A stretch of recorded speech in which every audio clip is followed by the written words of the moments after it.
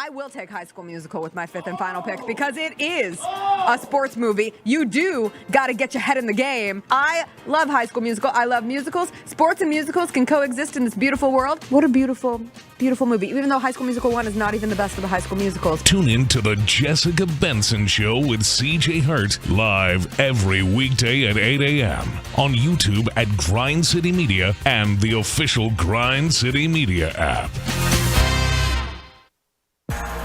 We know there's only one team you want to watch, and Bally Sports is the place to get your Grizzlies.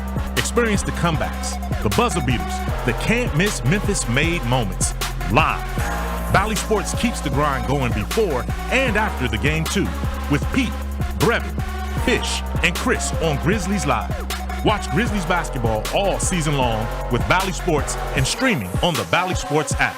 Bally Sports, home of the only team you want to watch.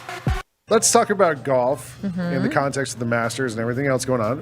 What NBA players would you like to play golf with? My number one is Steph Curry. See, like I thought about this, but I don't want to play with Steph Curry because he is good. I want someone I can beat. Who? Charles Barkley. Is he bad at golf? Oh, when we finish this, you, Kelsey, everyone else, just go look for a Charles Barkley swing. IMHO with Lang Whitaker and me, Kelsey Wright Johnson, on YouTube at Grind City Media and the official Grind City Media app. I wondered so much when I was watching it how much of it was to prove I am not this guy's little brother. Oh, for Powell? I still remember the song you made about Powell. That was you, right? That was your No. It's deleted. It's gone forever. I still remember, Mark, I was back in Spain. I was about to make a couple of calls down in Fraser. I'm like, go get this man. The Chris Vernon Show, presented by Caesars Sportsbook, live weekdays at noon on YouTube at Grind City Media and the official Grind City Media app.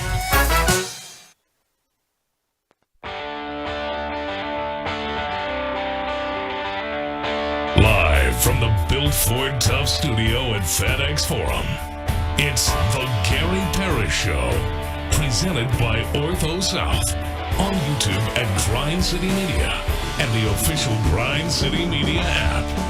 Now, here's your host, Gary Parrish.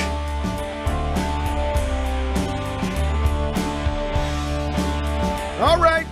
I'm here. My name is Gary Parrish. I'm speaking to you from the Built Ford Tough studio, FedEx Forum, downtown Memphis. Bennett Doyle's right there producing the program. Glad he's with me. Glad you're with me. Hope you're getting through the day best you can.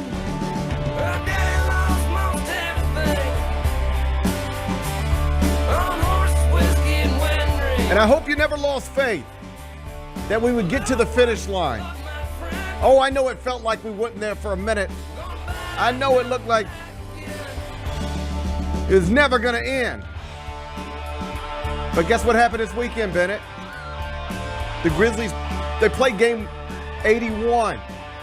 And then they played game 82. And that's all you got to play. That's it. We're done with this. We're done with this miserable season. It's time to look ahead. Oh, I've been waiting for this.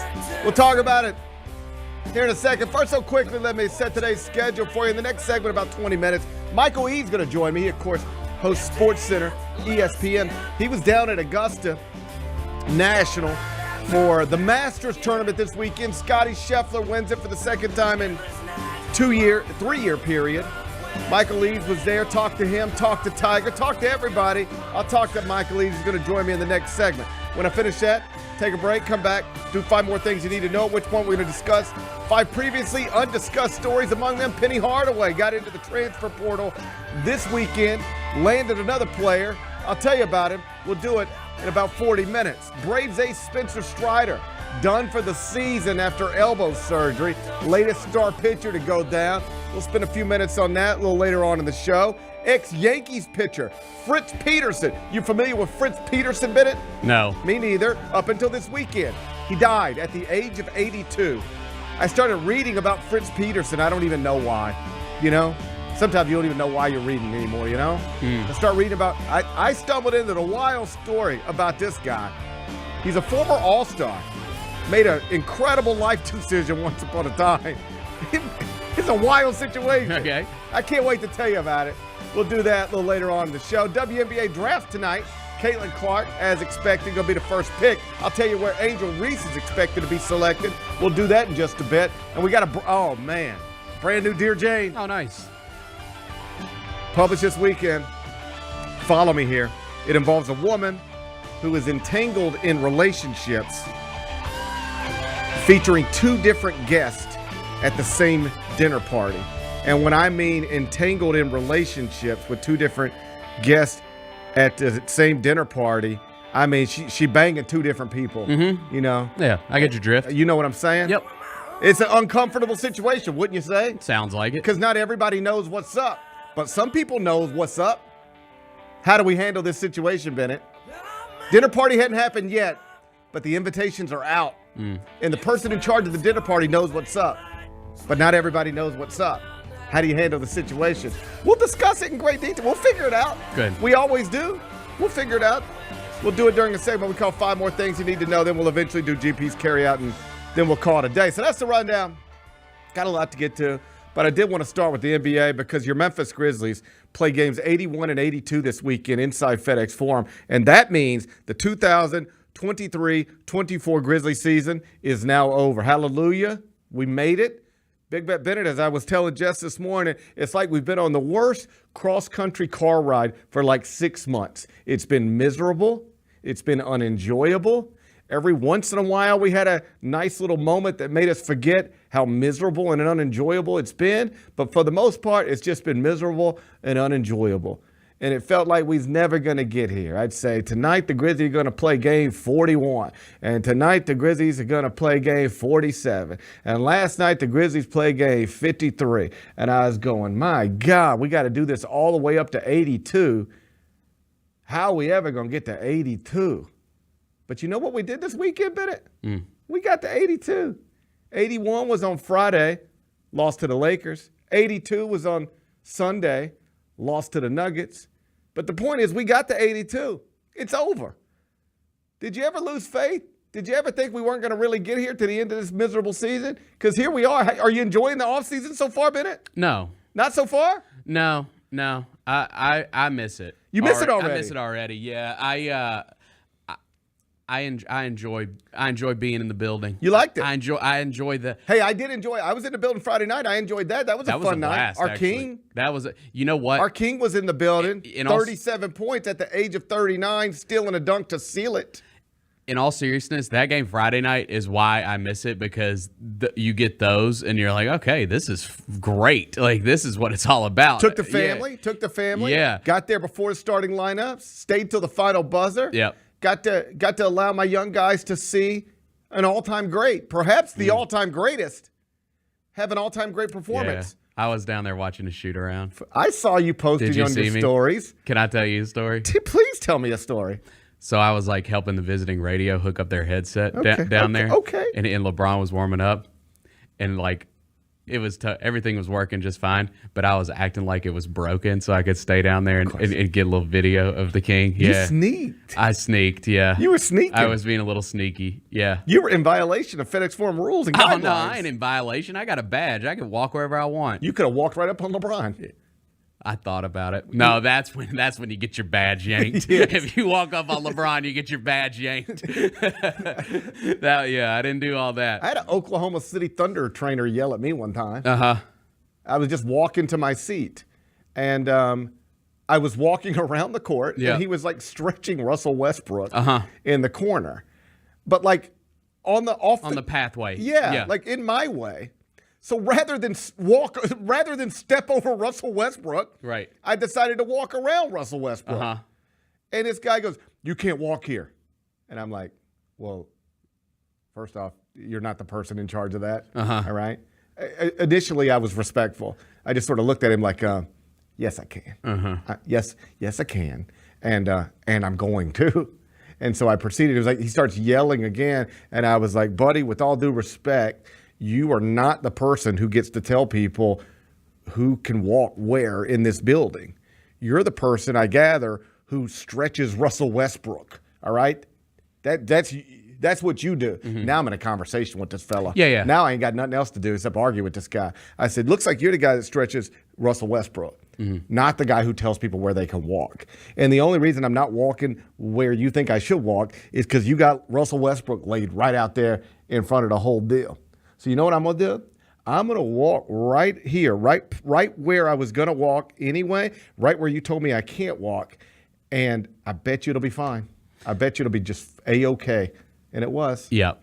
But every once in a while, to your point, somebody likes to try to tell you, you think you can walk wherever you want to walk, and every once in a while somebody tries to tell you, maybe you can't. And I feel like right up on LeBron James would have been one of those moments. Yeah, so I wasn't going to do that, but it was pretty cool. Like, he was you were in the that's the right next to him. That's probably closest I've ever been to him. It's probably the closest you'll ever be to a king. Actually, probably not. I've been just as close to him before, but that's still, like that might have been the last time. It might be the last time you're ever that close to a king. That's right. You know? Yeah, you gotta soak it all in. I wasn't the only one. Don't get it twisted. No. People like to see the king. Oh yeah.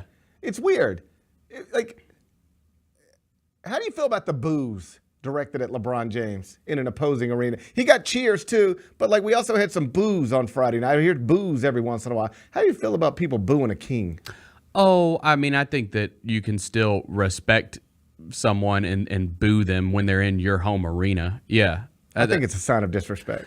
Maybe it is, but I think it's more of just actually, I take that back. I think it's a sign of respect. I think he's earned those boos. I think it's a sign of disrespect. Like if my children tried to boo our king, I would not have allowed that. Like nobody was booing Anthony Davis because they don't care enough. Nobody cares about Anthony Davis. Yeah. He's not a king. Right. He's just I actually think those are respectful boos. Yeah, those are if my children tried to boo our king, I would make them stop. You know, I would say you're not allowed to boo our king. We're not going to boo kings. I'm not raising kids who boo kings. That's what I'm trying to tell you. I'm not raising kids who boo kings. That's at some point, Bennett, you got to look yourself in the mirror, right? Yeah. What kind of parent are you? Right. I'm not going to be a parent who raises kids who boo kings. So I found the boos disrespectful, but I found the night enjoyable. Always would rather see a good night. Always would rather see a Grizzlies victory than a Grizzlies loss. That goes without saying. But 39-year-old King comes in, gets 37 points, a steal and a dunk to seal it, a flex on the Grizzlies bench, a little shove from John Morant, some smiling, some talking. That was a nice moment. Yeah, that's cool. Like if you were in the building for that moment, you might remember that moment, right? For sure. Remember that night LeBron got the steal and the dunk, 37 points at the age of 39. And oh, by the way, on our King, he just finished his 21st season. He averaged 25.7 points, 8.3 assists, 7.3 rebounds in year 21. Saw this on Twitter, so I'm certain it's true. No other player in the history of the NBA has ever averaged 25, 8, and 7 after their 10th season in the league. Nobody ever, except LeBron. And he just did it in year 21. You want to know why? Because he's a king. And that's the type of stuff kings do. Grizzlies season's now over. Yep. How will you remember it? Oh, I'll remember it. Man, it feels like it was like 3 seasons combined into one almost. I mean, because First you're excited. Let's just go through the stages of it. Yeah. First you're excited because hey, it's the start of a season. Yeah. And it ain't going to get off under the perfect set of circumstances. No, let's just stay afloat till Ja gets back, right? Can we be 500 till Ja gets back? And we probably spent, 3 months talking about that nonsense. We were counting the record, counting the game. Good Lord. That feels like a lifetime ago. And then it turns out they couldn't win at all. Right. That's all right. And it was awful.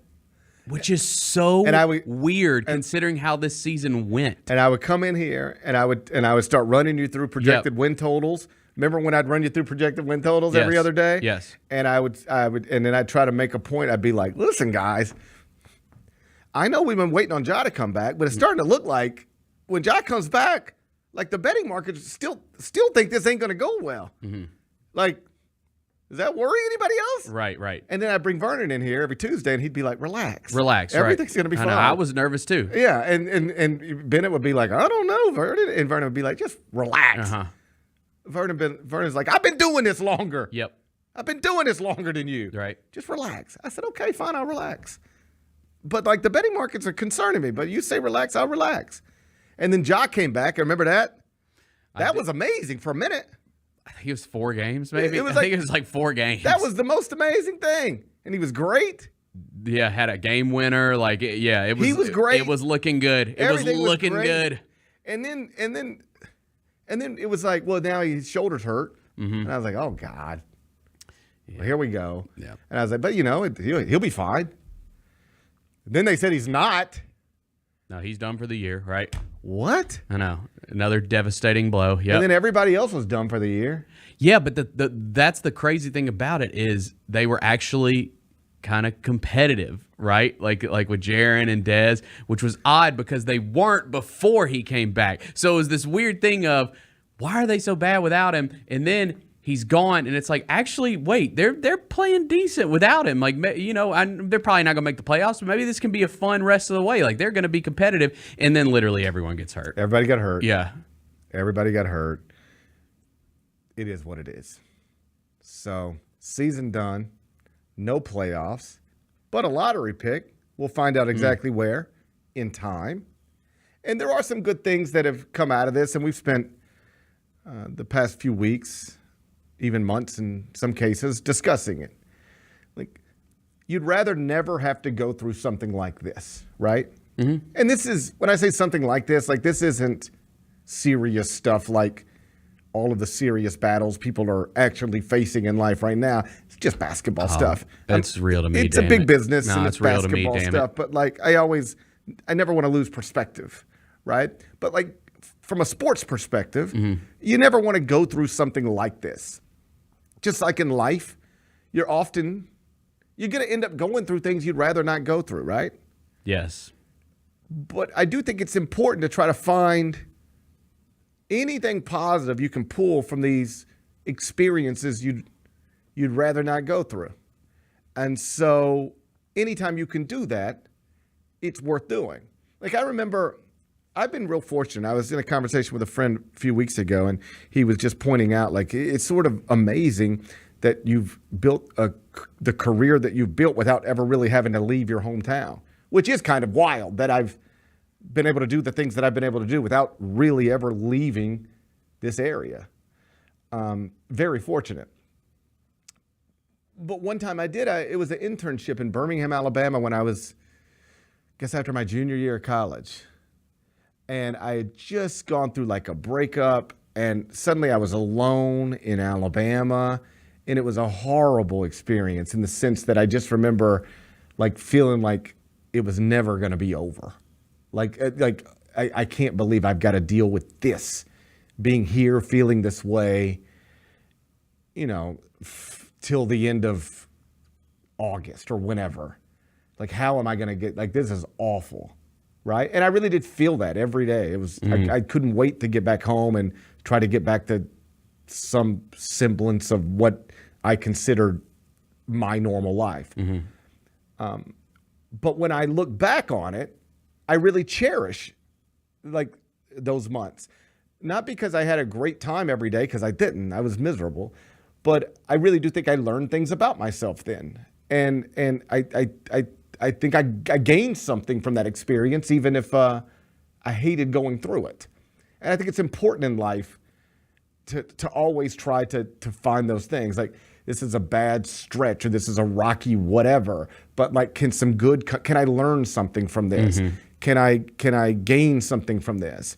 And if you can do it in your real life about important stuff, that's, you'll find it beneficial. But like in less important ways with sports stuff, I think, that is important to do as well. So you'd rather never have to go through a season like the season the Grizzlies just went through. But without going through this season, you probably don't discover what you have in Gigi Jackson. You probably don't discover what you have in Vince Williams. You definitely don't end up with a lottery pick that could at least theoretically be the number one pick in the 2024 NBA draft. Probably won't be, but it could be. So you will enter next season with, I think, more good things than you would have otherwise entered next season with if this season wouldn't have been a disaster, right? Like, if this season would have been finish top 4 in the West, go to the playoffs, like, it would have been much more an enjoyable experience. And this week would be amazing because we'd be getting ready to go to the playoffs, right?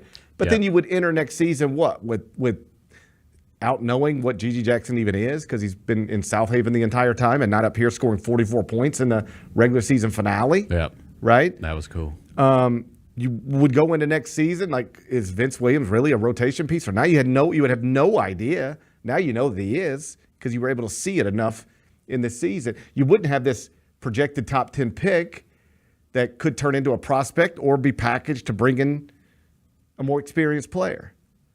So rough 6 months of basketball, but some good stuff will come out of it. Mm-hmm.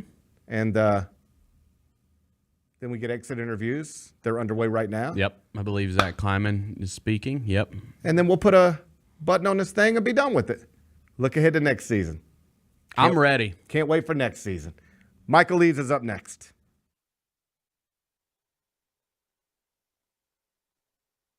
Justin Timberlake. The Forget Tomorrow World Tour. Live in Memphis. Justin Timberlake. FedEx Forum, Saturday, November 23rd. Get tickets now at livenation.com. The brand new single Selfish is available to stream and download now. For more, hit up justintimberlake.com. Heart Royal Flush Tour 2024. November 14th, FedEx Forum. A journey through the hits and timeless classics. The iconic band returns with special guests. Jason Bonham's Led Zeppelin Evening. Tickets on sale now at heart-music.com. Heart with Jason Bonham's Led Zeppelin Evening. Produced by AEG Presents. Don't Worry, Be Fluffy World Tour. The minute you get into a brand new relationship, like magic, you know who really notices just how happy you are, guys? Other women, not your woman. Look how happy he is. I bet I can change that.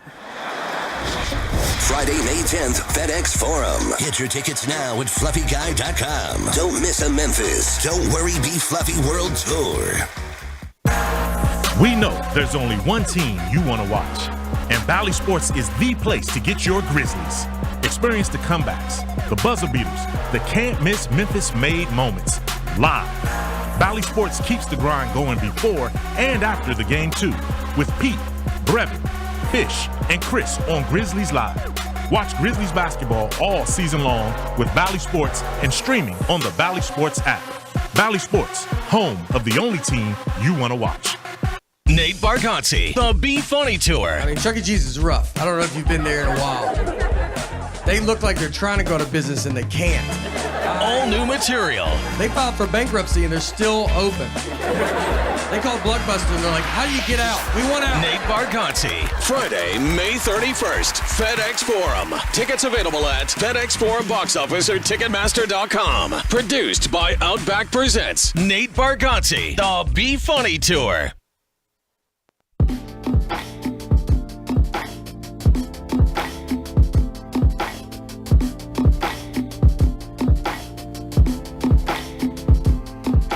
Welcome back, Gary Parrish Show, presented by Ortho South. Michael Eaves, host SportsCenter for ESPN. He joins me on Mondays in the second segment. He's here right now. Michael Eaves, it's GP. How you doing on this Monday? I'm good, brother. It's a beautiful sunny day. I think now that the Masters is over, spring is officially here, and I'm ready to start playing some golf this summer. That's all I got. I played yesterday for the first time since before Christmas, and now it's like, oh, wow. I know, right? I just, and it's weird. Tell me if you're like this, and then we'll talk about some other stuff. When I'm not playing, like when I get into this window in my busy time where it's just, or it's the weather's so bad, and I go, say, 2 weeks, 3 weeks without playing, then I'm like kind of detached from it, and I'm like, I don't have that urge anymore. I'm like, fine. But once I go out once, like I want to go back today now that I went back. Yeah, I was fine not playing for 3 months. Now I want to play like right now and go back tomorrow as well. Do you get like that? 100%. And so like now living in the Northeast now, like when it's winter there, I kind of check out from golf. Right. Like I'll make a couple of trips during the year to like warm places and play a little bit, but it's not the same thing. I'm just out there. It's literally for me once I get through the Masters, because I typically play in Augusta somewhere during Masters week. And from that point forward, as soon as I get home, I'm to the range every day. I mean, I'll be out there 4 or 5, 6 days a week when I get back home. So it's the Masters that triggers that for me. Yeah. Talking to Michael Eaves from ESPN. You were at Augusta National, and I texted you yesterday just to, make sure you weren't going to be on a plane this morning. But then I said, like, and now we need Scotty Scheffler to, like, chill out, or else this thing's going to get not so interesting down the stretch, and he didn't chill out. He's 68 final round. It was the lowest final round score among anybody that finished in the top 25 of the leaderboard. Listen, there's always a number one ranked golfer in the world, right? By definition, somebody's got to be number one. I don't know that we always have a clear-cut, one guy's better than everybody else. Have we reached this point with Scheffler? Is he just better than everybody else? He is better than everybody else. Let's start there. Yes, he is. When everything he's doing right now is better than anybody else is doing. So he is that guy. And he's the guy that if he shoots a low number in the opening round, the tournament's over. And that's what happened on Thursday. Even though he wasn't leading Thursday, he was one shot off the lead. He's like, I said to my colleagues, the tournament's over. Scottie Scheffler's not going to lose this tournament based on how he started. And it reminds you of what Tiger Woods used to do. If Tiger Woods got off to a good start, you knew it was a wrap.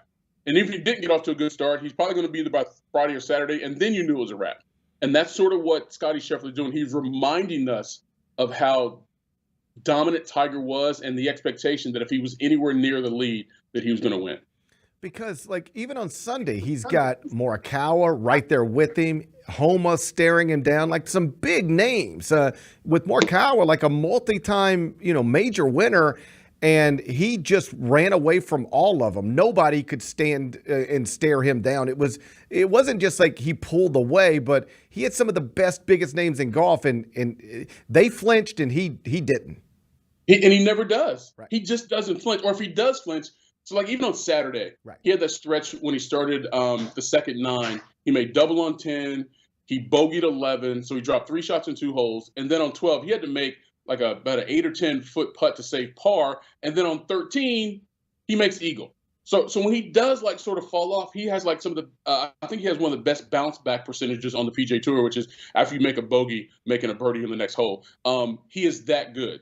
And he has this inner confidence that doesn't waver, and he doesn't get caught up in the result. And that's a very freeing aspect for an athlete to be able to go out there and compete if you don't really care about the result. Now, he wants to win, don't get me wrong, but he's not going to be devastated if he loses, and that's the difference, right?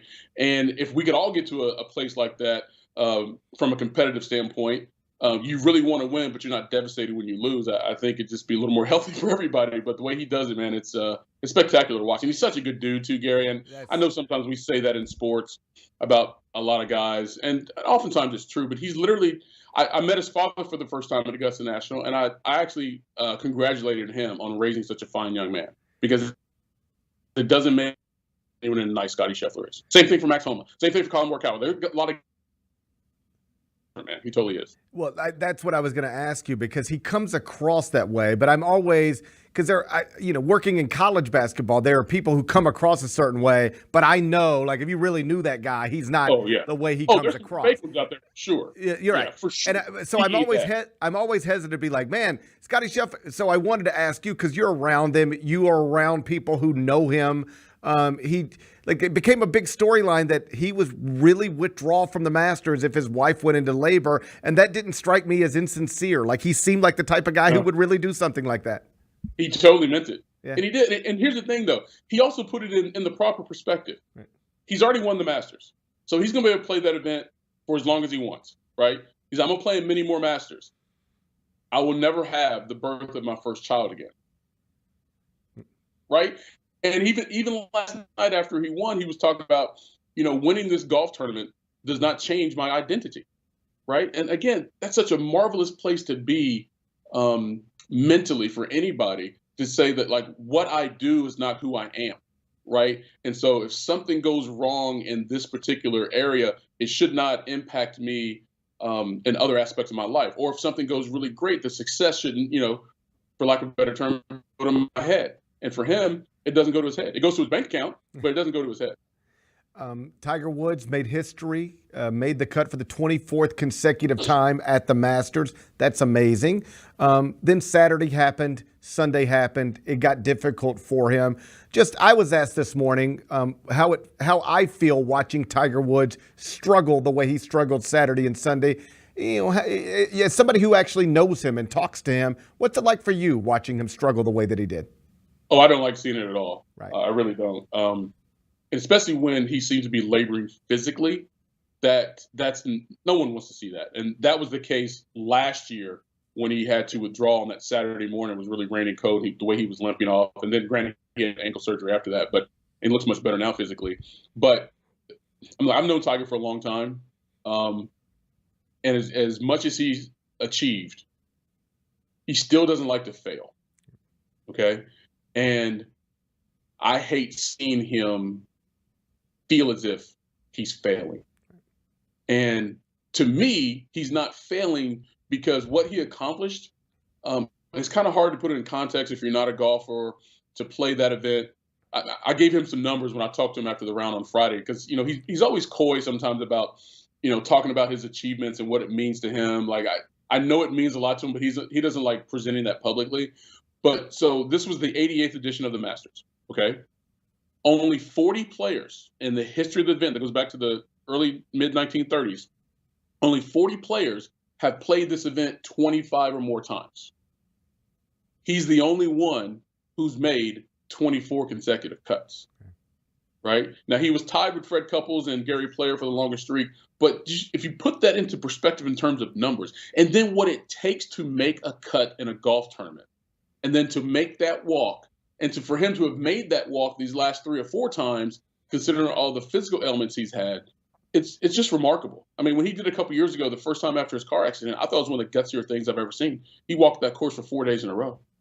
I mean, it's not playing football, it's not playing hockey, it's not rugby. I get that, but from a gut standpoint, because he didn't have to do it. He didn't have to go up there and suck up 4 days of pain to go play golf. But he did it. Because in his mind, he did have to. He owed it to the game. He still wants to compete. He wants to be a champion. Even this late in his career, this late stage of his life. That to me has always sort of been one of the more inspirational things about Tiger is he never gives in. And so, look, it could have been easy for him to walk up that golf course Saturday, mid-round, if he wasn't feeling well, instead of posting 82. He could have done it. He didn't do it. Then he came back there on Sunday the next day. He didn't have to do that either, but he did it. And that's one of the things that makes him special. One of the interesting things about being a legend in this particular sport is that if you're a legend in other sports like football, basketball, baseball, the sport eventually tells you when it's over, right? They say you can't do this anymore because we won't employ you anymore. It happens to everybody. In this sport, he quite literally can do this as long as he wants. He can continue to go back to Augusta and play in the Masters forever. So it's up to him. How do you? And golf is also an interesting thing because Tiger Woods can step out on a tee box today and hit a shot and play a hole and play a round. So you can always convince yourself. It's so easy to convince yourself I can still do this even if over 4 rounds it becomes very challenging. How do you think he balances all of that? Like when to know, okay, I can do this, I'm allowed to do it, but I'm not going to do it anymore. I think he's literally still figuring it out, Gary. Right. From a shot-making standpoint, you're right. He can stand on the practice area and stripe it as well as anybody. Right. Stand on the putting green, chipping green, and get it up and down and make putts as well as anybody. So he knows he can still do that. What he doesn't quite know is what it takes to prepare his body physically to play golf for 4 rounds where his game is not impacted negatively. So that's what he and his team are constantly trying to come up with and how they prepare his body. Like he had a short turnaround, if you remember, from Thursday night to Friday morning. He got like 3 hours of sleep because of what he had to do after the round and how early he had to get up the next morning to be prepared to be at the golf course at 6:30, right? So all that stuff. But I think if he gets to the point or to the realization that no matter what they do, they can't get his body in a position to do it where it doesn't affect his game, I think he'll give it up. Now, the interesting thing will be when he turns 50, if he plays on the Champions Tour, because you can take a golf cart on the Champions Tour. He says, it sounds like he's made suggestions that he would, right? And then, okay, cool. He turns 50, he's using the golf cart on the Champions Tour, but then he comes back to the Masters, now you got to walk again, right? So I don't know. I know he's not going to be out there if he doesn't think he can win. And if his body puts him in a position he doesn't think he can win, he's not going to be out there. Last thing before I let you go, I have not talked to you since John Calipari left the University of Kentucky for Arkansas, and the University of Kentucky has What a way to start match week, by the way. Thanks, John. I really appreciate it. And Mark Pope is the new head coach of the Wildcats. An amazing turnout at Rupp Arena yesterday to welcome him. I thought it was super cool that some of his 96 teammates came off the bus and then he walks off holding the trophy. It was just a wonderful visual. Just where are you at on the state of Kentucky basketball as one of its biggest fans? All right, well, let's start with Calipari. I think eventually the right thing happened. John needed to go, and he ended up going somewhere, and it didn't cost Kentucky money. Right. So they had an amicable divorce. Both sides went their separate ways, and really no hard feelings or animosity. Oh, well, there'll always be some hard feelings between John and Mitch Barnhart. Right. But nonetheless, it worked out well for both parties. Now, I've known Mark Pope since he transferred from Washington to Kentucky back in '94 when I was still in school and then covering the team. Mark is a phenomenal person. He's one of the nicest guys you ever meet. He would not have been my choice for this job. Right. I will say that with all honesty. But now that he has a job, I'm going to support him wholeheartedly. Right. And I say that I just didn't think anything in his career had prepared him yet for this job. Okay. But there's never been a coach that came to Kentucky that had won a national championship prior to. Not Pitino, not Calipari, not Tubby Smith. All right, so that's not necessarily part of it, but it is, being on that big time level and competing at a certain level. And I didn't think Mark had done that yet. First year in the Big 12, did well, beat Baylor, beat Kansas and Lawrence, blah blah blah. But still, I just didn't think he had it. But what he does have is a knowledge of the fan base and what it means. Even though he's not from Kentucky, he spent 3 years there on that basketball team. He knows what it means. And then by the scene there in Rupp Arena, Gary, it's a reminder to everybody what it means. So now the question becomes the resources he is given by Mitch Barnhart to go out and try to build the program to the standard that Big Blue Nation wants, and the perception that this program now has to recruits, because there have already been 2 players that had committed to Kentucky have decommitted because John Calipari is no longer the coach. That's expected. But can you get some other guys who maybe weren't considering Kentucky or were, but can you get them to stay? Because even Big Z was he put his name in the transfer portal, but he's going to meet with Pope and maybe he can stay. I think it would actually be helpful if he stayed because Mark Pope can really help him in his game. But those are the questions. But I support him because I think he's a great person, and I hope he ends up being the coach for Kentucky, even though right now he's not the guy I would have hired. That is Michael Eaves from ESPN. Make sure you're following him on X at Michael Eaves. That's at Michael Eaves. Great stuff as always, buddy. I appreciate your time. I'll talk to you next week. Hey, hopefully we can play some golf someday. I hope so. We're going to make that happen. That's Michael Eaves from ESPN. On the Mark Pope thing, it is amazing turnout at Rupp Arena yesterday. They filled it up. Yeah, it feels very much like, not necessarily like Josh Pastner's introduction, but sort of the same waves of emotions. Like, oh my God, I can't believe we're hiring this guy. And then it's like, okay, we hired this guy. Yep. Now we have to rally around them because we need this to work. That's where we're at. I saw, because I wrote a column last Friday, I guess it was, just sort of saying, hey, I get why Kentucky fans are frustrated and disappointed that this is where they landed. But, we'll see where it goes. And, there's reasons to be optimistic, but it is also true. Mark Pope is the least accomplished coach Kentucky has ever hired, at least in my lifetime. And so then you get that scene yesterday at Rupp Arena, and I had some Kentucky fans tweeting me oh, really? You thought the fans weren't excited? Look at this. And I'm like, well, you weren't excited. That's where you got from Friday to Sunday. No, it was Josh Pastner March Madness or Midnight Madness. Yeah, it's the same thing. It's the fan base rallying. We're going to show John Calipari and the rest of the world that we are bigger than him. Right. Memphis fans did it. And that's what Kentucky fans did yesterday. And I think Michael's, the way he labeled himself is exactly the way most Kentucky fans would label themselves right now. This is not who I wanted. Yep. It's not who I thought we were going to hire. I was disappointed when I heard it, but now he's our guy. So let's go. Yep. Wrap our arms around him and let's go. Yep. And we'll see. The sort of premise, the bottom line of the column I wrote last Friday was, it's never important, or it's never as important what you are when you're hired as much as it's important what you do once you are, right? Mm-hmm. There's a long list of people who get hired for jobs in all aspects of life, and on a surface level, it looks like maybe they don't deserve that job, right? But that will not matter if they prove to do well at the job. Then your credentials that you came to the job with won't matter anymore, as I always say in college basketball coaching or basketball coaching in general. Like, who was Brad Stevens before he was Brad Stevens, right? He was just an anonymous mid-major assistant coach. But then somebody saw something in him, and they gave him an opportunity, and then he was the coach everybody wanted and still does. So perhaps Mark Pope can be the latest example of that. But that's what he'll have to be.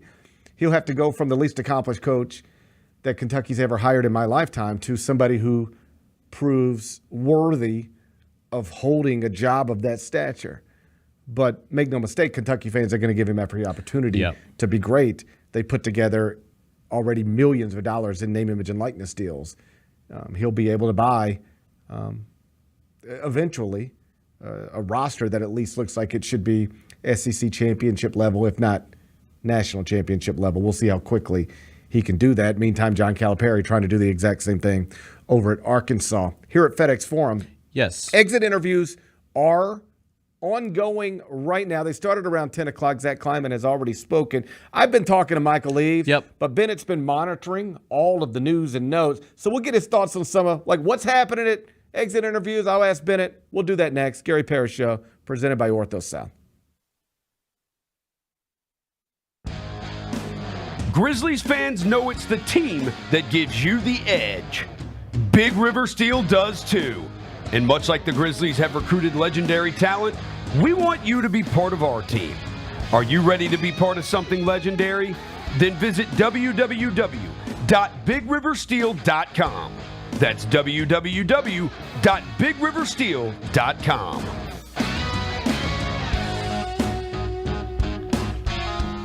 Are you a healthcare professional looking for a new experience? Look no further than Travel Nurses, Inc. Our extensive network of healthcare facilities across the country offers you the opportunity to discover new destinations while pursuing your passion. We provide competitive compensation, flexible contracts, and dedicated assistance. So join our community of nurses and allied health professionals and start your next adventure today. Visit our website at travelnursesinc.com for more information.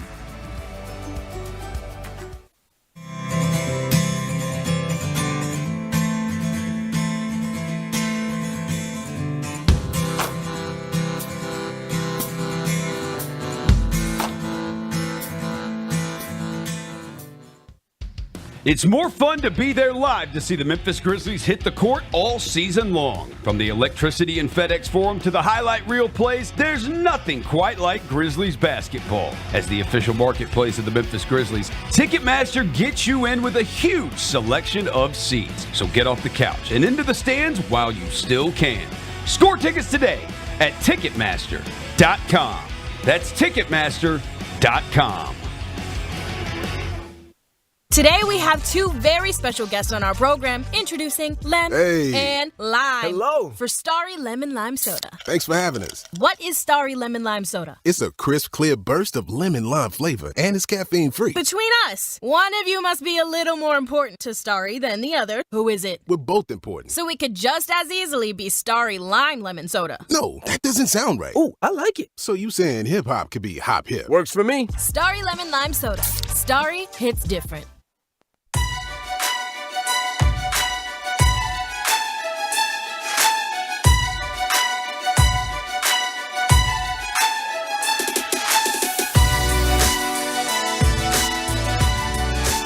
Orthopedic injuries can be unpredictable, unforeseen, and unscheduled, and Ortho South understands this better than anyone. Since your injuries don't make appointments, you don't need to either.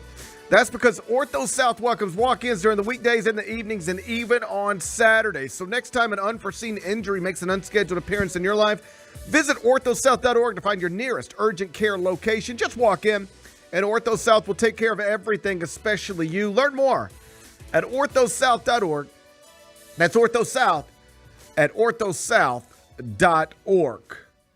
It's Gary Parrish Show, presented by Ortho South. We're in the Built for Tough studio. Exit interviews for your Memphis Grizzlies are going on right now here inside FedEx Forum. I'm doing a show live, so I can't monitor this stuff. I'm not talented enough to monitor stuff and, do a show live. But Bennett is. So, Bennett, what have we missed so far? 45 minutes of exit interviews. Yep. Can you give me some news and notes? Yeah, the players are talking right now. Nothing huge from that, but we did get some stuff from Zack Kleiman and Taylor Jenkins. I think the big things from Zack Kleiman were that he said the Grizzlies will add a big this offseason. I think the quote was, "We're not trying to hide the ball on that." So they're going to add a big. He said it could be via trade, draft, or free agency, but that's obviously something that Grizzlies fans care about, and it's going to happen. He's made that clear. Well, of course. They're going to add a big that he says is going to be a part of the rotation. Sure. So there's that. There's a decision they've got to make on the Luke Kennard option, the team option coming up. Luke is not speaking today. So are those two things connected, you think? I don't know if they're connected. I just think it's notable. He's a guy that's one of the best three-point shooters in the league, and if he's not on the team next year, I think it's something that they have to figure out. You need more three-point shooting. This is a team that already wasn't a great three-point shooting team, so I think it's worth noting. Ja is still a few months away. He's going to be cleared halfway through the offseason, so a few months away from being back, full contact, ready to go. Everybody else's injuries, they say, aren't that big of a concern. People were a little worried about the Desmond Bane back flare-up. They're not that concerned by that. So that's good news. Ja's still a few months away. Everybody else, it sounds like, should be good to go for a normal offseason. He said Vince Williams' role will be significant going into next year. Mentioned Gigi as well, and this comes from Taylor Jenkins. Gigi Jackson's probably going to play Summer League. Scottie Pippen Jr., Trey Jemison as well. So that'll probably be your core of this year's Summer League team is those three guys. That sounds like a Summer League championship roster to me. It does to me too. So that's kind of the big notes that came out of it so far, and the players are speaking right now. All I heard is that you're predicting a Summer League championship for the Grizz. Are you kidding me? Scottie Pippen Jr., Trey Jemison, and Gigi Jackson. That's the favorite right now. Plus a top 10 pick. That's literally the champion. That's your Summer League champion. Don't let Dalton Connect get involved. Nah, man. We ain't got Wemby competing in Summer League this year. Don't let Dalton Connect get involved. Exactly. Oh. I don't know. Dalton Connect, is that right? I don't mind Dalton Connect. I mean, first off, I'm trying to secure a top 4 pick. You want a top 4? Yeah. Yeah, we're reaching for the stars this offseason. I don't think it's crazy that Dalton Connect could go in the top 4 of this draft. I don't know that he will, but I don't think it's crazy. Interesting. I think he's going to be a good pro. Okay. I would predict good things for Dalton Connect at the NBA level. It is a little annoying that we've gone through this tough season, and by all accounts, this is a down draft, and we might have a chance to get a top 4 pick. It's just a bit annoying. Imagine if this happened last year, and you had a chance, small as it is, but you could add Victor Wembanyama. Forget it. What? Game over. The game would be over. You're running the league the next decade. We're running the league forever. Yes. Oh, wouldn't that have been nice to run the league? That would have been nice. Damn. But it's still not out of the question. Well, it ain't out of the question. I didn't say it was buddy. We're going to be back and better than ever. It's very much in the question. That's all I'm getting out of these exit interviews. We're going to be back and better than ever. Back and better than ever, right? Yep. I can't wait for that. Can't wait to be better than ever, I'm ready to be better than ever, too. I'm ready to be better than ever, too. Yeah, so that's kind of your notes so far, and I'm sure we'll get some more. All right. All right. I got 5 more things you need to know. Number 1. Penny Hardaway got back into the transfer portal. He has added a Wichita State shocker. Had already added a Tulsa. Rinse, repeat. Every year. We just go take Wichita State's best player every year. Yeah, sorry, Greg Marshall. sorry, the Your ghost. legacy's falling apart. Sorry, the ghost of Greg Marshall. That's Penny's entire. Penny used to recruit five-star one and dones. Yep. Now he just recruits shockers. That's right. To be the third. It'll be the third. Yeah. Things change. Things change. If you don't change with them, the sport changes. Mm-hmm. And once upon a time, it'd be like, let's go get a James Wiseman or a Jalen Duren. Now it's like, let's just go get a shocker and call it a day. Yep. Colby Rogers is his name. I remember Kobe. Oh, you remember Kobe? Why? Because he can shoot. He can shoot. Yep. He's a prolific three-point shooter. Just shot 40.9% from three-point range in this season. He's at above 40%. He's a 6'4" guard, originally from Georgia, and he just shot 40.9% from three on 7.1 attempts per game. That's high volume, great percentage. That's a wonderful combination. Who doesn't need shooting? Right. I'm a fan. I'm a fan too. I like this. I like where this offseason's headed so far. Do you? I mean, obviously, no matter what kind of team he brings in, you're going to be cautiously optimistic because of what happened with this past year's team. Here's what it looks like to me. They're building a team that should be the favorite in the AAC because like you should always be the favorite in the AAC. Absolutely. Always. Memphis basketball should never not be the favorite in this stupid league. All right? Agreed. As currently constructed with no more Dusty May. He's building a team that looks like it's going to be the favorite in that, but where's it going beyond that? I only rank 26 basketball teams in the offseason, and Memphis isn't on my radar at all right now. My buddy John Rothstein, he ranks all the way up to 45 and they're not on his 45 either. Sure, So. because I mean, right now it's literally those two guys. And Dane Danger, from Illinois. That's right, three guys. Yeah, they got like three guys. Like they don't have a team right now. Right. But we'll see what else they add. We'll see what else they add, and then we'll reserve judgment. Yes, we'll reserve judgment until we see what else they add. But right now, which I assume there's more coming. I mean, there's got to be more coming. There's got to be, but I would assume this isn't the last, significant splash this offseason. I hope not. It's not. I can guarantee it. Bennett's guaranteeing. Yeah, I can guarantee. Bennett is guaranteeing. Mark my words. Mark Bennett's words. It's going to get better than this. Number 2. Spencer Strider, Atlanta Braves ace, done for the year. That's not elbow good. surgery. This is how I know I have a good heart. Oh, because you feel bad? Because when that news broke on Saturday and I saw it come across Twitter, I went, "Oh man, that sucks."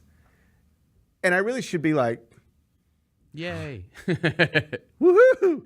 The Atlanta Braves just lost their ace, right? This is how I know I have a good heart. Because you can't control the way you feel about things when you are reacting to them without thinking about it, right? Right. That's one of Ricky Gervais's things in his latest, Netflix special or whatever it was. He said, like, I'm gonna say things that people tell you are inappropriate, but watch, all of you are gonna laugh. You want to know why? Because they're funny. Yeah. Because they're funny, inappropriate things, and you can't control what makes you laugh. You can't control that. You just hear it and you laugh if it's funny.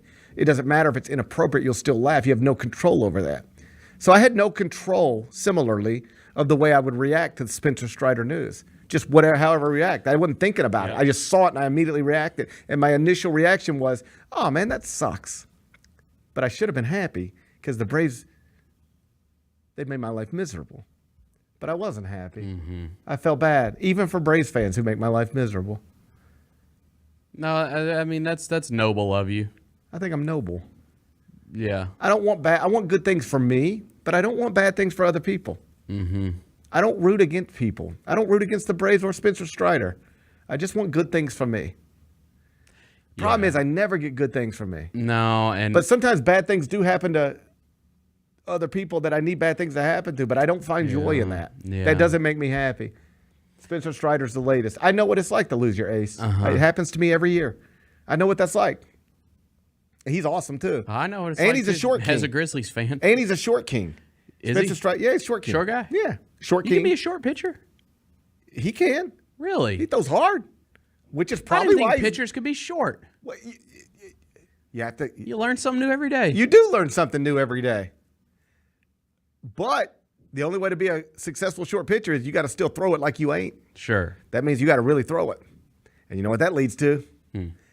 Elbow surgery. Yeah. I don't know if you watched Sunday Night Baseball. We watched Sunday Night Baseball last night. Did you? Yes.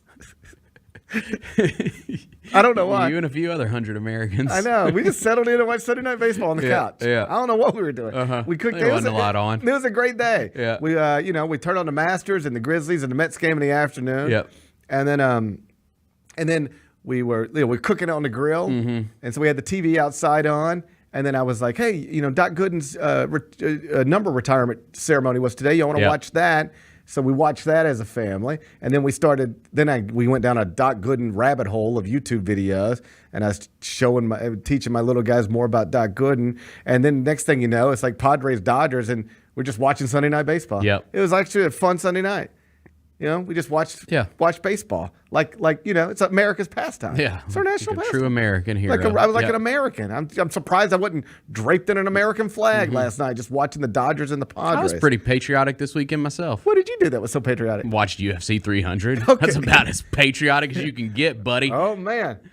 How was that? It's an international sport, but man, the Americans love it. Well, Saturday, I was real upset about because we had no NBA games. It's my first Saturday like post college basketball season, and I was excited, and I was like, "Woo!" Yep. And then I was like, "What the hell am I going to do?" Because once the Masters went off, Mets played in the afternoon. Yep. So that was done. We had no NBA at night. So like no good baseball at night, or no baseball that I cared about at night. Yep. No NBA. And then I noticed UFC was happening. Yeah. But then I was like, I don't care about that. So I was man. So I was just trying to figure out how I'm gonna get to Saturday Night Live. I made it. You missed out. So it was good? Dude, it was one of the best UFC cards ever. One of the best ever. It was truly amazing. Truly amazing. I'm sure you've seen the Max Holloway knocking out Gaethje. Nope. You haven't seen it? Mm-mm. Brother, and I'm a big Max Holloway guy. He's been fighting for a long time. He's a legend of the sport. And man, these two dudes. So Justin Gaethje is an amazing fighter, and these two dudes are fighting for the BMF title. You know what BMF stands for? It's kind of silly. Bill Street Music Festival. No. Baddest mother. Frogger. Yes. Okay. Uh-huh. The baddest mother frogger. Yeah. Ooh. Yeah. So people kind of make fun of the title because that's a little silly, but like I think it's cool. Whatever. So they're fighting, and early on in the fight, Max Holloway breaks Gaethje's nose, and so he's just. I mean, Gaethje's the favorite to win this fight, but he breaks his nose, and so he's compromised the entire fight. But he's still going, and he gets himself back into the fight a little bit. But what Max Holloway does at the end of all his fights that I love, it's why I love him, it's why he's a legend. If it goes the distance, if the fight goes the distance, Max Holloway says, all right, last 30 seconds, all right, let's go. Come stand right here in the middle of the ring, and we're going to just throw blows. We're not going to dance around. Is that sound strategy? No, it's an awful strategy. It's like the worst strategy. Then why does he do that? Because he's just a bad MF, dude. He's bad just mother frogger. Yes. Okay. And he was like, all right, let's go. It's go time. Let's throw.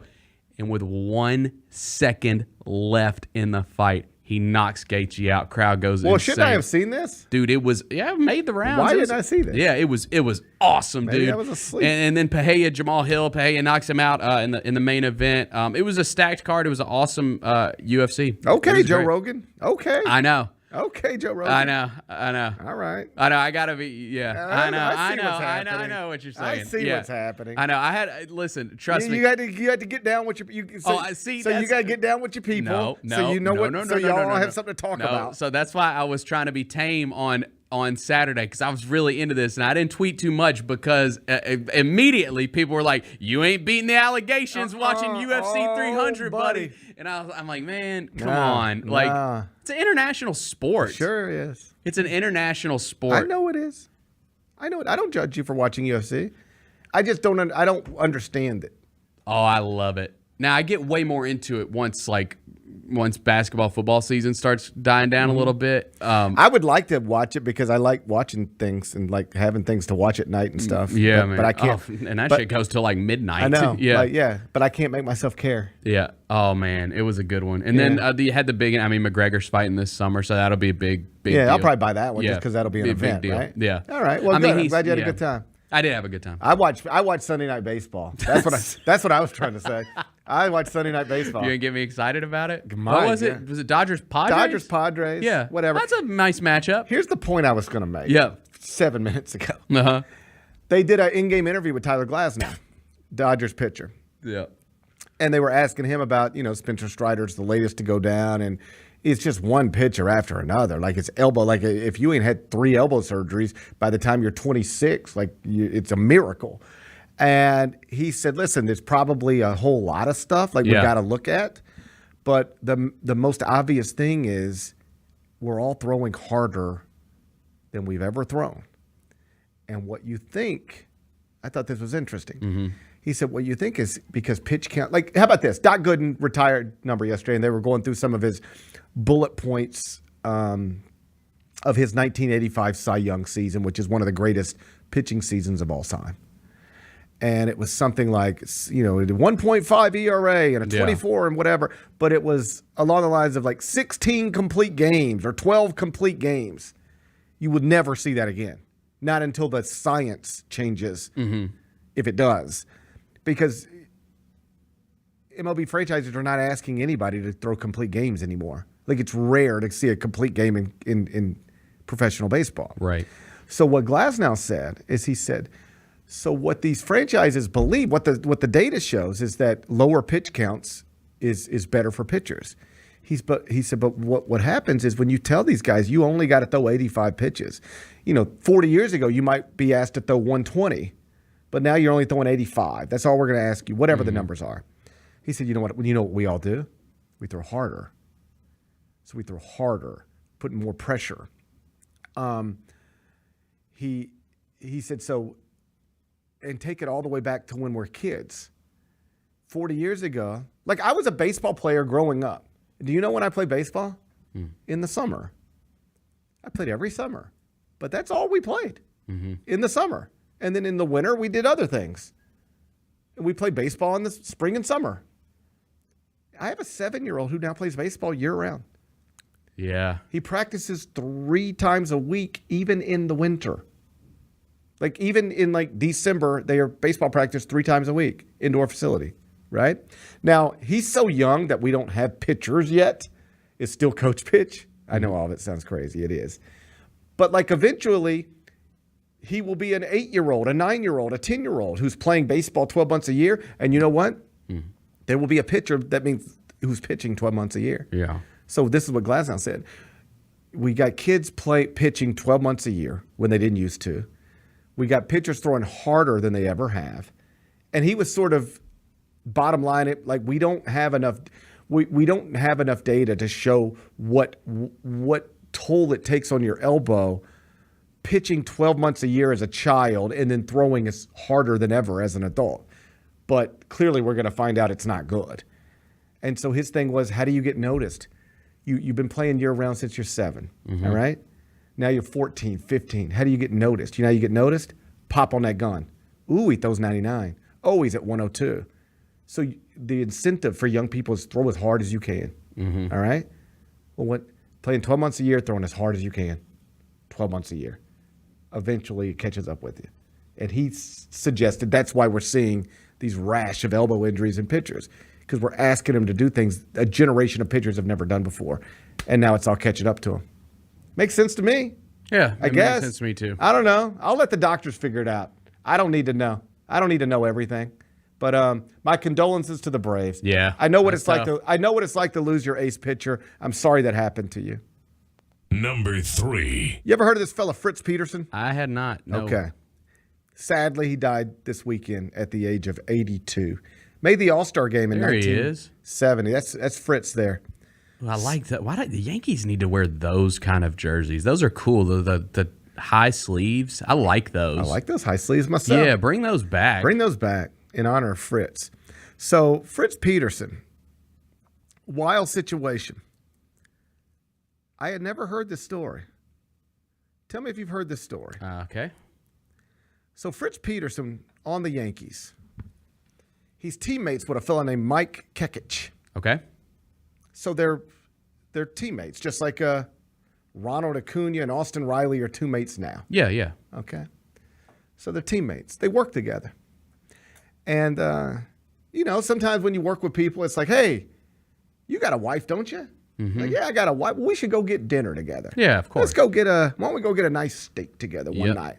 You bring your wife, I'll bring my wife. I said, okay. Mike said, okay, Fritz, let's do that. So Fritz and Mike, they go to dinner with their wives. 4-person dinner. Have an enjoyable time. We should do that again. All right, weren't they so great? We should do that again. So then they go to dinner again. And then they go to dinner again.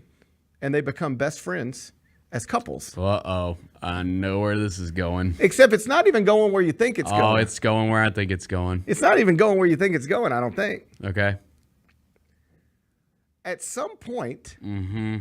Mike and Fritz are talking. Yep. And it becomes increasingly clear that everybody's in love with somebody else. Mm-hmm. Mike is in love with Fritz's wife. Mm-hmm. Fritz is in love with Mike's wife. Mike's wife's in love with Fritz. Fritz's wife's in love with Mike.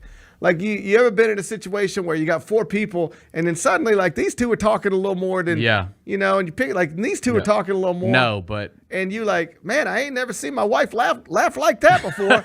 She never laughed at one of my jokes like that. Uh-huh. But boy, she thinks this fella over here. Yep. Oh, she thinks old Fritz is the funniest guy in the world. Yeah. I ain't seen nothing like this. So they sat down. Are you ready for this? Mm-hmm. And no, they didn't start having affairs on the side. At least that's not a public record. They had a very mature conversation, Fritz and Mike and the wives, and you know what they decided? They became a unit. No. What? They literally traded families. Oh, they did a wife swap. They did a family swap. Mike said, Fritz, why don't you move into my house and live with my wife and my kids? And I'll move into your house and live with your wife and your kids. What year was this? 1980s. 1980s. Okay.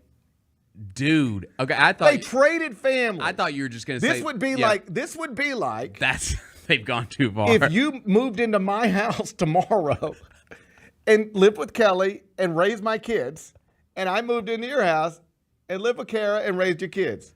That's what they did. You got a cool house, man. I know. I know. You got a cool house, man. You know? Would you do that? Would you trade families with me? No. Just for my house? No. Would you consider trading families with somebody who had a better house? No.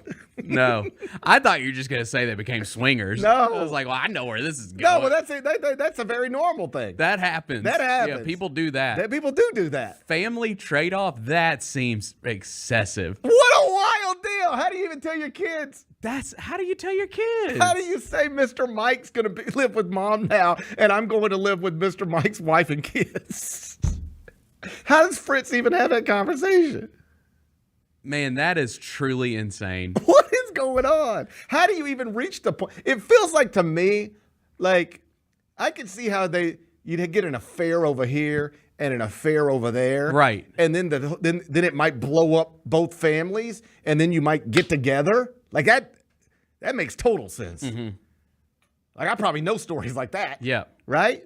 But this was like as the story goes, they were like, listen, man, you clearly dig her. And I'm over it. Yeah. And she digs you, and I don't think she digs me that much. And you know what? But I do dig your wife, and she seems to like me. And so why don't you move in here, and I'll move in there, and I'll see you at work tomorrow. So you're probably wondering how'd it go.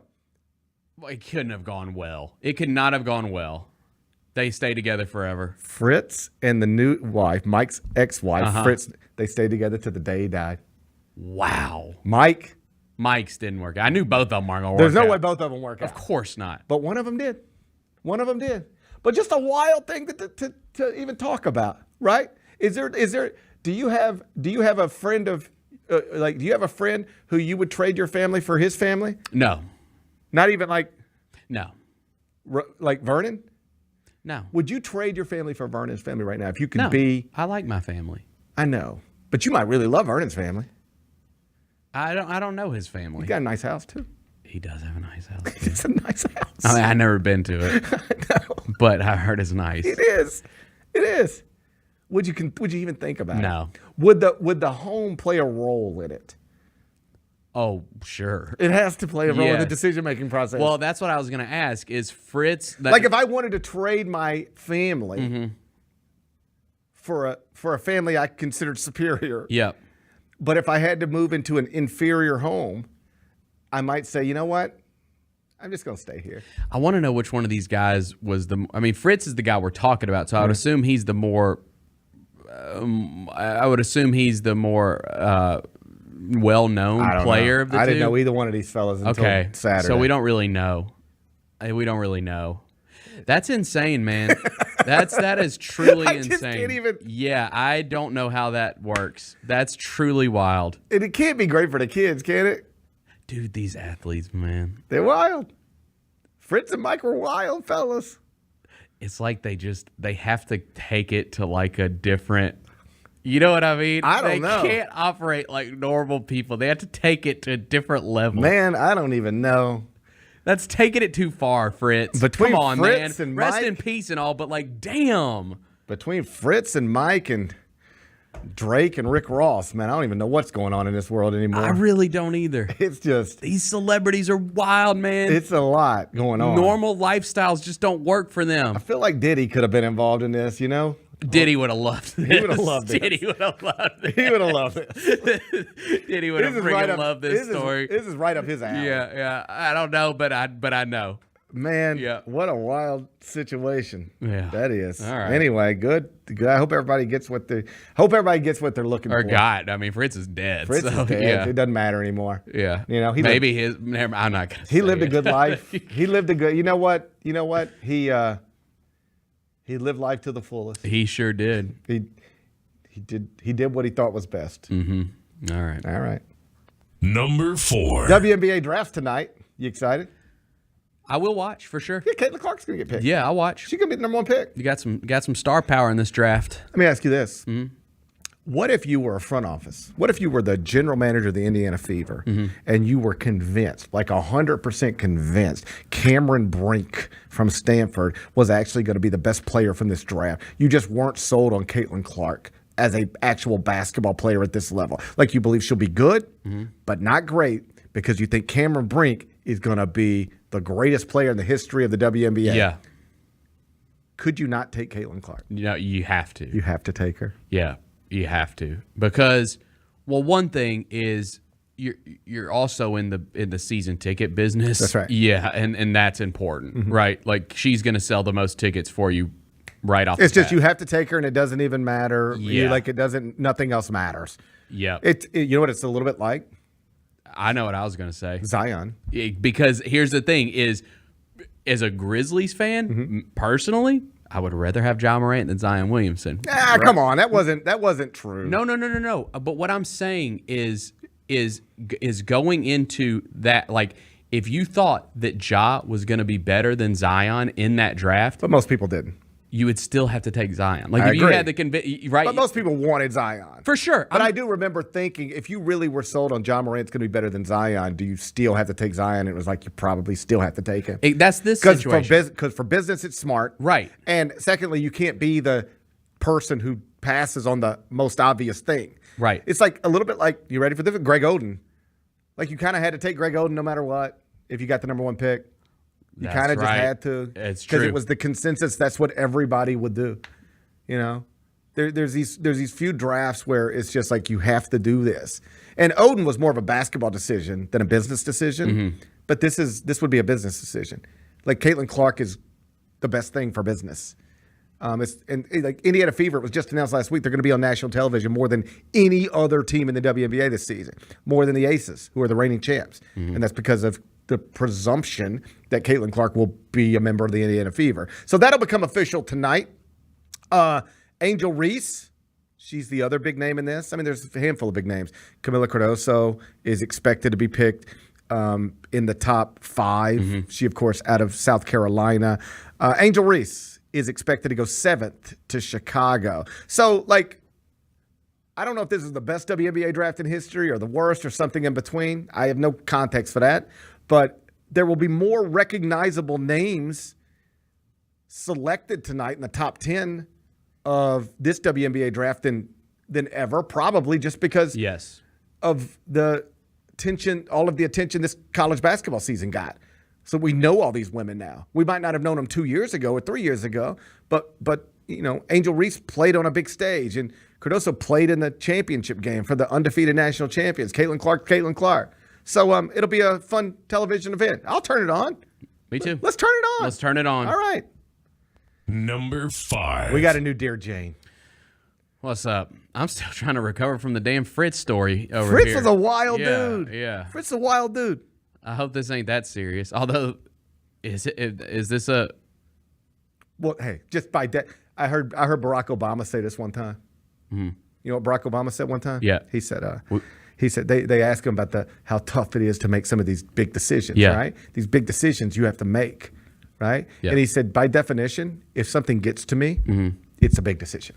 Yeah. Because if it weren't like a hard decision, it would have already been made somewhere along the lines. Once it gets to me, it's a big one. It's like we're dealing with a tough, very difficult thing. Yeah. Otherwise, it wouldn't even get to me. Same thing with Jane. Yeah. If this was a small deal, it wouldn't even get to Jane. Well, when you teased it, you said it was a relationship one. So, yeah. Let me just read it to you. Okay. All right. Jane, people write her. She's apparently great at solving issues. All right. And so we like to read them and then we try to figure out how we would solve them. Yes, we do. All right. So here's what this woman wrote, or this man rather. He's a man. He wrote to Jane. Okay. It's usually women writing to Jane, but this time it appears to be a man. Okay. Okay. Dear Jane, my wife and I are having some friends over for dinner in a few days, and one of our guests asked if she could bring along a +1. All right? So follow me here. Husband, wife. We're having a dinner party. We're inviting our friends. We invite a man, and this man asks if he can bring a date. Okay. They say sure. Letter continues. But while I was doing the seating plan, I realized I didn't know the name of the +1. So I asked my friend to text me the information. Who you bringing? Because apparently you got to know this. When the person responded, jaw dropped. Because the woman in question has a very unique name. And I realized that the woman in question is having an affair with somebody else who is expected to be at the dinner party. Let me make sure you understand what we're dealing with here. Husband and wife are having a dinner party. All right? We're inviting our friends. All right? We invite this one couple over here. They're two of our best friends. They are engaged, but not married. But they are engaged and they have a date. These two people here are engaged. All right? We also know that this man, he's our friend, but he's having an affair. Okay. His fiance does not know this. We're kind of struggling with this. But so far, it's just kind of is what it is. But they're coming. And we know who he's having the affair with. It's this woman with this unique name. Now I got this other guy over here. He's just asked me, hey, I'm planning on coming to your dinner party, but do you mind if I bring a date? We say, sure. But then I ask for the name. It's the woman who is having the affair with this other man. Now what? The person hosting the dinner party is asking Jane, what do I do? If I blow this thing up, I'm blowing up the affair. But if I don't blow this thing up and disinvite the guest, I am bringing into this dinner party in my home a woman who is presenting herself as just this person's date, but she is also the woman who is having an affair secretly with our other friend sitting over here on the other side of the table, and this woman doesn't even know. What do I do? I think that you invite the woman. I think that you let that person bring the date. And here's why. Because if you don't, and then things start like, why didn't you invite them? What's going on there? Then you're just a part of this. As you're a part of this secret. Well, what if you've just decided this is too awkward and uncomfortable, and it grosses me out, and I don't want to be in the middle of it. I don't want to bring that energy into my home. Like, you guys can do whatever you want to do in your lives. It ain't none of my business, I don't guess. But I don't want to bring that into my home. When you do that, by doing that, you're making yourself, as the host, a part of this affair. You're a part of this whole thing. Because then people start asking questions. Why isn't she invited? What did she do? I think that it's their fault that they're having an affair. It's not your problem. I know that you've been held to secrecy or whatever, but if you disinvite this person and now people are wondering why and asking questions, now you're a part of this and you're wrapped into this whole thing. I feel like you got to let it play out. I think you just let it happen. And if it gets wild at your dinner party, that's on them. And then that's at that point, it's like, all right, y'all got to go. Like, go out and go outside and deal with this. Okay, so let's talk through this. Let's try to figure out who knows what. Uh-huh. We know the host of the dinner party knows about the affair because that's the only reason this person is writing Jane. Okay? Mm-hmm. Okay? So, who else knows about the affair? I think they all know. Because I don't think there's one person. I think you can keep an affair secret, but once somebody knows, everybody else in that same group knows.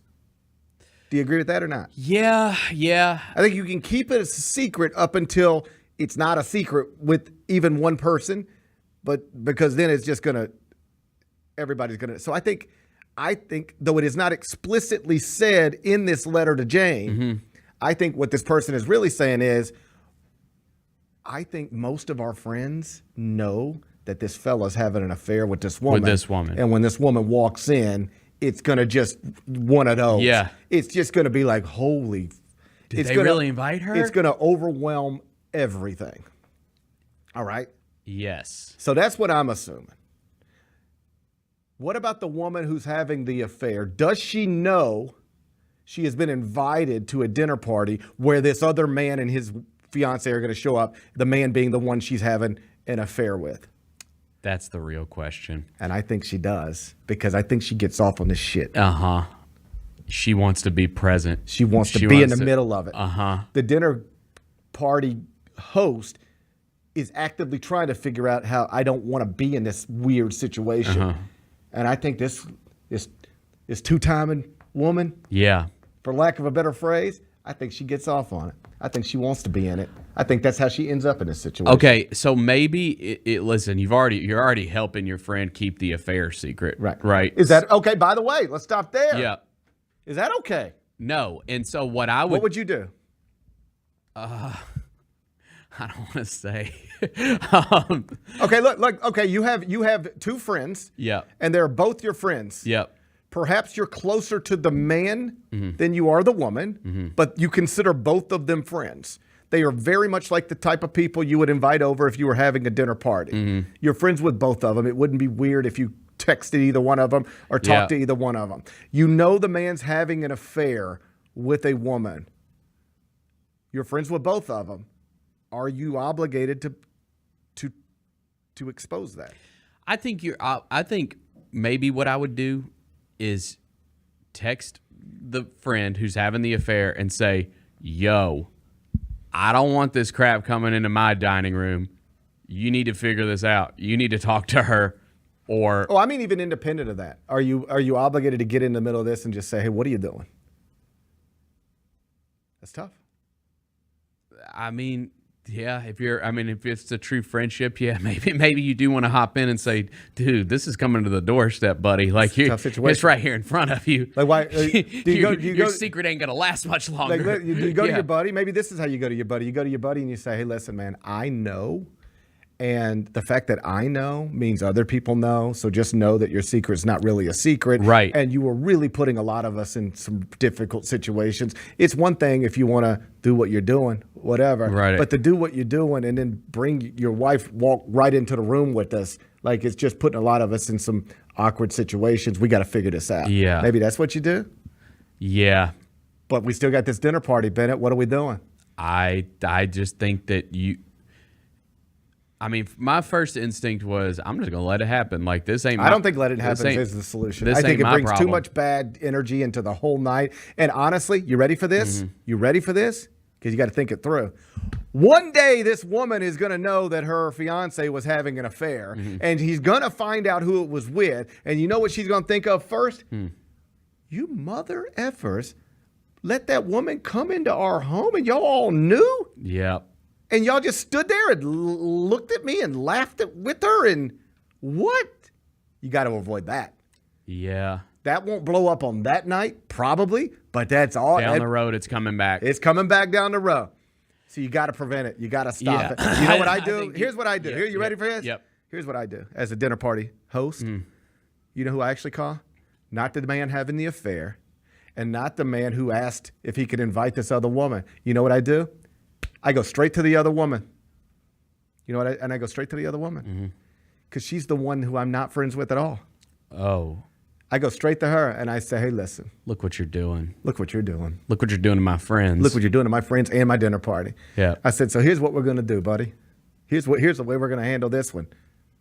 Buddy, you're going to come up with a reason why you cannot come to my dinner party. I don't care what it is. I don't care if it's not believable. You're going to come up for the reason why you can't accompany this guy to this dinner party. Because you're not coming into my home and bringing all this stuff.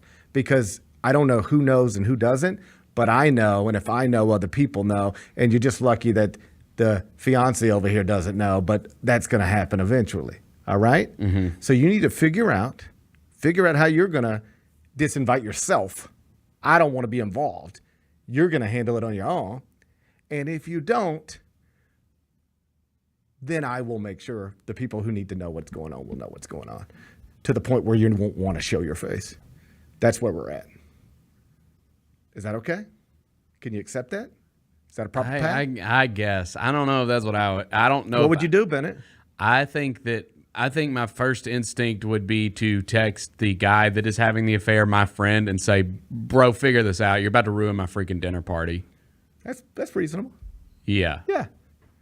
Like talk to your girl. Do you think he knows this other girl's coming? No. No idea. Because he would not want that unless he's into this weird stuff. No, he doesn't know. It's tough, Bennett. Yeah. I think that's what I would do is say, yo, figure it out. You're about to ruin my dinner party. And I'm not trying to be involved but at all. We both agree. We might disagree on how we get there. Yeah. We both agree.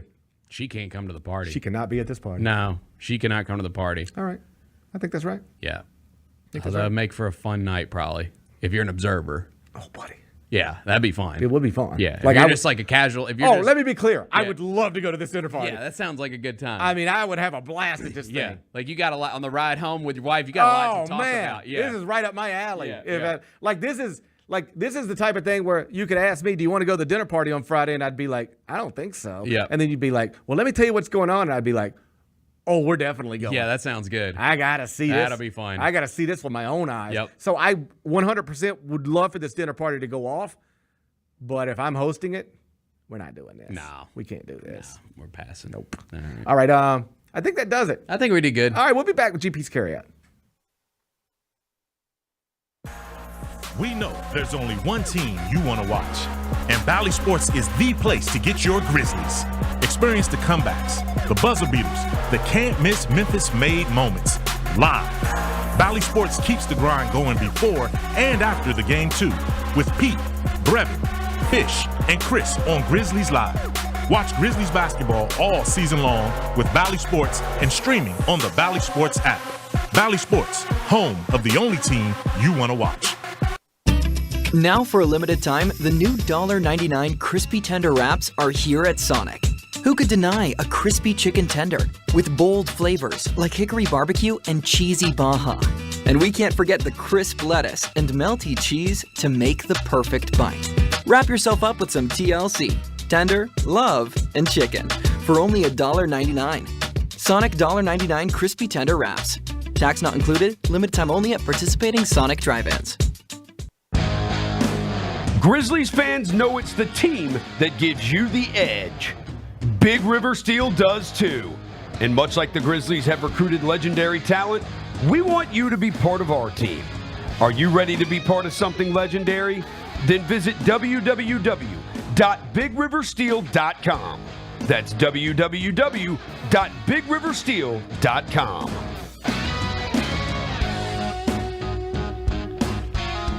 Heart Royal Flush Tour 2024. November 14th, FedEx Forum. A journey through the hits and timeless classics. The iconic band returns with special guests. Jason Bonham's Led Zeppelin Evening. Tickets on sale now at heart-music.com. Heart with Jason Bonham's Led Zeppelin Evening. Produced by AEG Presents. Let's face it, there's a lot of trash talk in basketball, but the great teams let their performance do the talking. Like Ford F-150 with Pro Power on board. A class-exclusive industry-first feature that turns your truck into a mobile generator and leaves the competition speechless. Ford F-150, official truck of the Grizzlies. Greatness starts here at your Mid-South Ford dealer. Class is full-size pickups under 8,500 pounds, GVWR.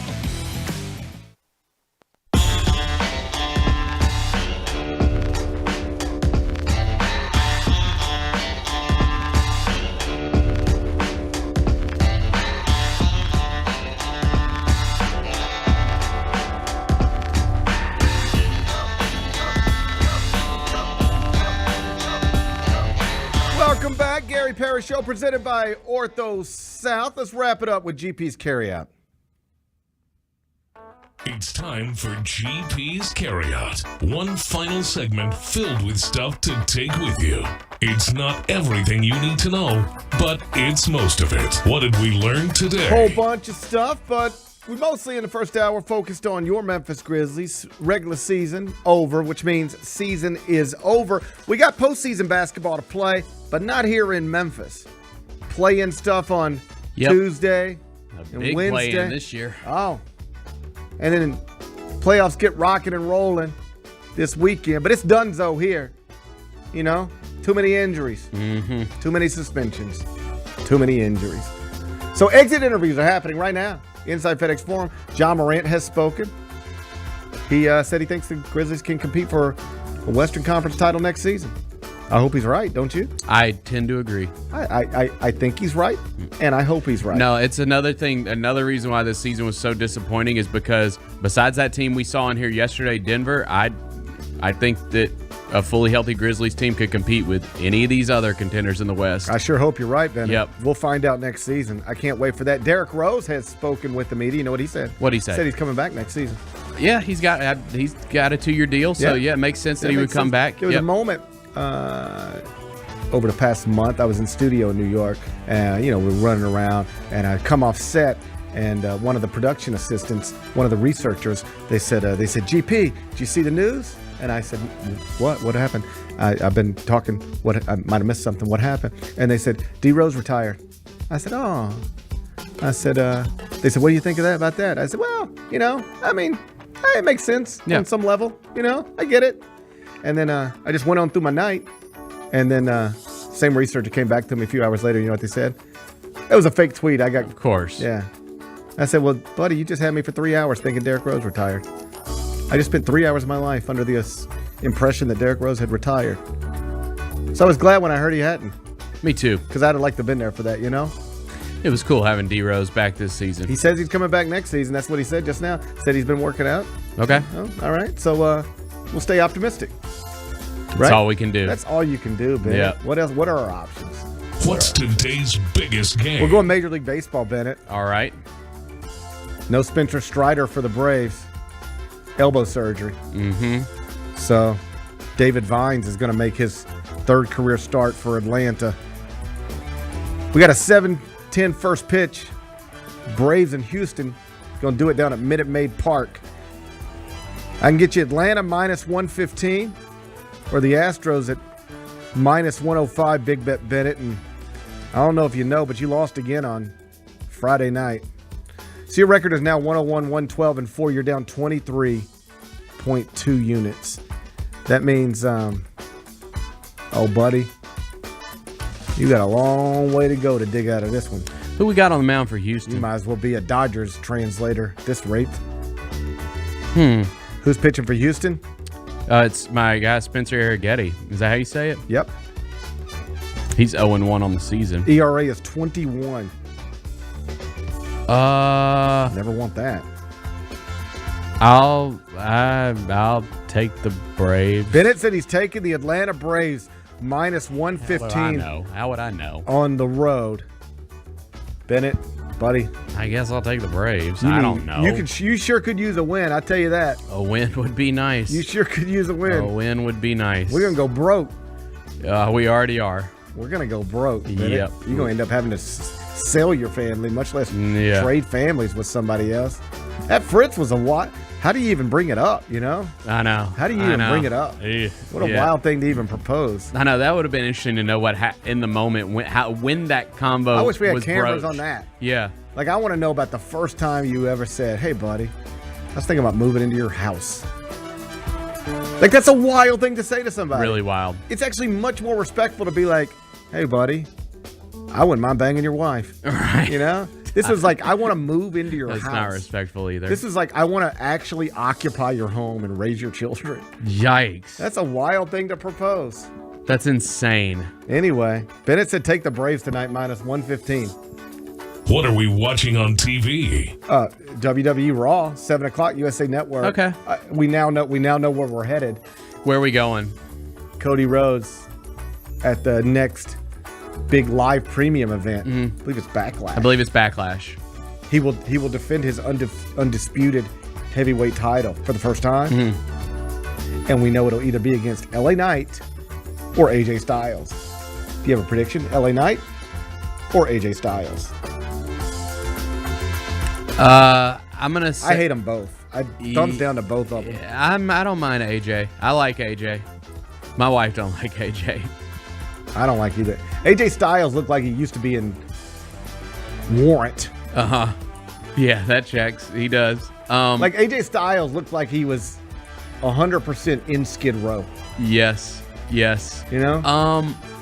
I think it'll be AJ. More of he's put in more work than LA Knight. I think they'll give it to AJ. Here's what I read. Yep. Here's what the wrestling experts said. That we're gonna get a triple threat match. No. That it'll be AJ Styles because you can't put Cody Rhodes up against another face. Right. He has to be up against a heel. And AJ Styles, he's a bad fella. He's got a bad attitude, AJ Styles. Yeah, he does. I don't like where this is going. He has a bad attitude, that AJ Styles. So they said it'll be at Backlash. It'll be Cody Rhodes against AJ Styles. I don't care. I don't care. See, we're starting What's Solo doing? What's Solo doing? He's we got the bloodline's fractured. Roman left. The bloodline is. Solo acts like he might want to be a tribal chief. Bloodline's done. We got the other member. I forgot his name. The new guy came last week and helped Solo beat up Jimmy. Yeah, I know that fella. I forgot his name too. My prediction is we'll have a really sweet Jay and Jimmy reunion soon. Yeah. It'll be like a big embrace. The enemy of my enemy is my friend. Yeah, the brothers are back. Now Solo's beating up Jimmy. So now Jay. So then Tamatonga. Yeah. I thought it was Jimmy Fatu. What happened to him? I don't know. Was he not? He didn't come over? I don't know. Oh, I know this fella. He been wrecking shop in Japan. They said. Now he came here and he helped beat up Jimmy with Solo. What's Solo doing? Solo stomped on Paul Heyman's phone. I know. He said, "Call Roman Reigns." Solo said, "We ain't calling Roman Reigns." Solo said, "Sometimes things have to change." Yeah. He seems to be suggesting he might not believe in our tribal chief anymore. Buddy, I was worried about this life without Roman, and I'm worried.